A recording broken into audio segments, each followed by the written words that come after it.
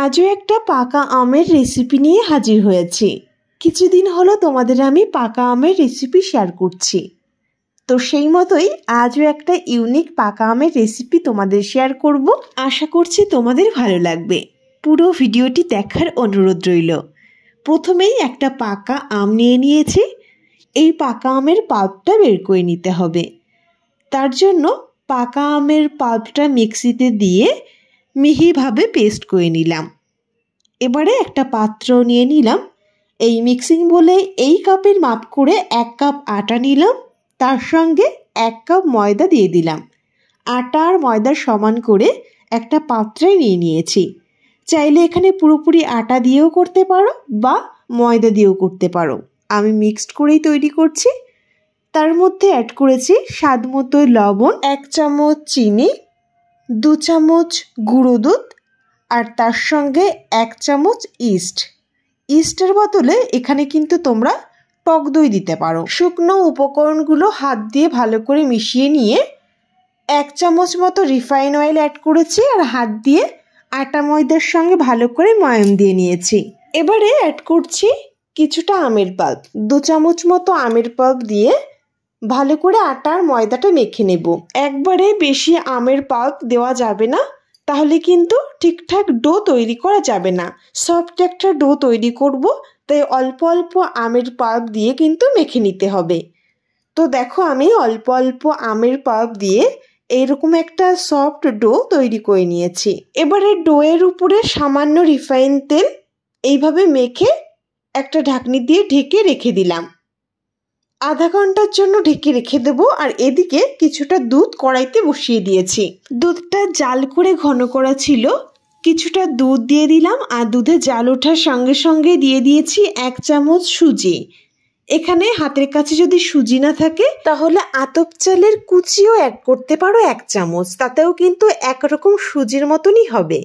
তার সঙ্গে অ্যাড করেছি 2 চামচ আমের পাল্প আর দিয়ে দিচ্ছি 2 চামচ মতো চিনি। মিষ্টি যে যার স্বাদ অনুযায়ী অ্যাড করবে। আর 1 চিমটি লবণ অ্যাড করেছি আর সবকিছু ভালো করে মিশিয়ে নিয়েছি। এখানে সুজির বদলে যে কুচির কথা বললাম, চালের গুঁড়ির যে গোটা অংশটা থাকে, মানে একদম মিহি চালের গুঁড়িটা নয়, একটু মোটা দানা থাকবে, সেই দানাটাই হচ্ছে সুজির কাজ করবে। আর একই সঙ্গে আমি 1 মুঠো মতো কিশমিশ অ্যাড করেছি আর 2-3 মিনিট জাল করে এইরকম ঘন করে নামিয়ে নিয়েছি। এবারে যে ডোটা ঢেকে রেখেছিলাম, দেখো কিছু সময় ঢেকে রাখার কারণে বেশ কিন্তু ফুলে উঠেছে আর অনেকটা সফট হয়ে গেছে। হাত দিয়ে আরও একবার ভালো করে মেখে নিলাম। এইবার এই ডো থেকে কয়েকটা লেচি কেটে নেব মিডিয়াম সাইজের। তো এইরকম সাইজ করে আমি কয়েকটা লেচি কেটে নিচ্ছি, যতগুলো তৈরি করে নেওয়া যায়। এখানে 6টা মতো লেচি তৈরি হয়েছে। এবারে একটা লেচি নিয়ে বাটির শেপ তৈরি করে নেব। প্রথমে একটা লেচি হাতে নিয়ে নেব আর 2টো আঙুলের সাহায্যে এইভাবে চারিদিকটা ছড়িয়ে বাটির মতো তৈরি করে নিতে হবে। তো দেখো এরকম চারিদিকটা ছড়িয়ে বাটির মতো তৈরি করে নিলাম। এবার যে পুরটা তৈরি করে রেখেছি সেখান থেকে কিছুটা পুর নিয়ে মাঝে দিয়ে দেব। আর এই সুজির পুরটা কিন্তু ভীষণ টেস্টি হয়, একবার এইভাবে ট্রাই করে দেখতে পারো। এবার পুরটা মাঝে দিয়ে সুন্দরভাবে মুখটা আটকে নিতে হবে। তো দেখো খুব সহজেই কিন্তু মুখটা আটকে নেওয়া যায়। এইভাবে আমি সবগুলো তৈরি করে নেব। এক একটা লেচির মধ্যে কিছুটা পুর দিয়ে এইভাবে আটকে নিতে হবে। তো একটা তৈরি হয়ে গেছে। এক এক করে সবগুলো একই রকমভাবে তৈরি করে নেব। তো ঠিক একই রকমভাবে আরও একটা লেচি নিয়ে বাটির মতো তৈরি করে মাঝে বেশ খানিকটা পুর দিয়ে একই রকমভাবে এইভাবে আটকে নিতে হবে। খুব সহজে আটকে যায়, যে কেউ তৈরি করে নিতে পারবে।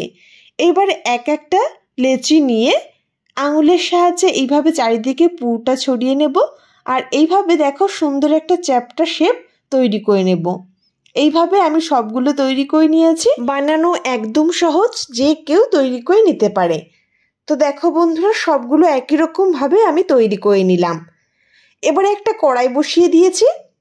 কড়াইতে দিয়ে দিলাম কিছুটা রিফাইন অয়েল। একদম সামান্য তেলেও ভেজে নিতে পারো বা তেল ছাড়াও কিন্তু ভেজে নিতে পারো।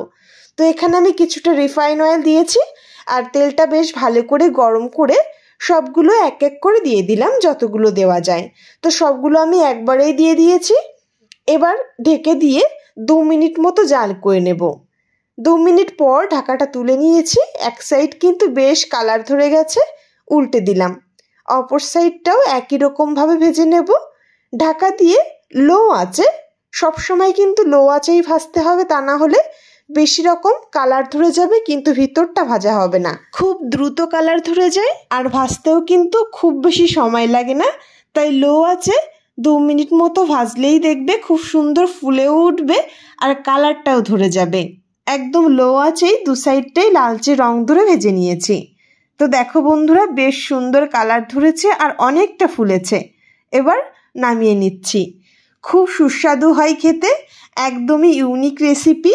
পাকা আমের আরও একটা নতুন রেসিপি তোমাদের শেয়ার করলাম। তোমরা কি এইভাবে ট্রাই করেছো? অবশ্যই কমেন্টে জানিও। আমি প্রথমবার ট্রাই করলাম, আমার তো খুব ভালো লেগেছে। আশা করছি তোমাদেরও খুব ভালো লাগবে। বাড়িতে একবার ট্রাই করে দেখতে পারো। দেখো বন্ধুরা কতটা সফট হয়েছে, ভীষণ সফট এবং পুড়ে ঠাসা।